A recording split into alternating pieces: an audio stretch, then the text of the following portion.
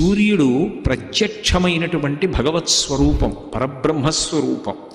అటువంటి పరబ్రహ్మస్వరూపమైనటువంటి సూర్యనారాయణమూర్తి కన్నుల ముందు ప్రకాశిస్తూ దర్శనమిస్తూ ఉండగా ఏ మూర్తి యొక్క అవసరం లేకుండా, అంటే నా ఉద్దేశ్యం ఇంటి వద్ద ఉన్నప్పుడు అని కాదు, ఏదైనా ఊరు వెళ్ళినప్పుడు దగ్గర భగవన్మూర్తి లేనప్పుడు పూజ చెయ్యవలసి వస్తే సూర్యుణ్ణి దృష్టిలో పెట్టుకుని పూజ చేసేయచ్చు. ఆ పూజ పరిపూర్ణమైపోతుంది. అంత గొప్ప శక్తి ఒక్క సూర్యోపాసన విషయంలో సూర్యనారాయణమూర్తి యొక్క దర్శనం చేత సూర్య ఆరాధనగా, మూర్తి లేకుండా ఆరాధనని శాస్త్రం అంగీకరించింది.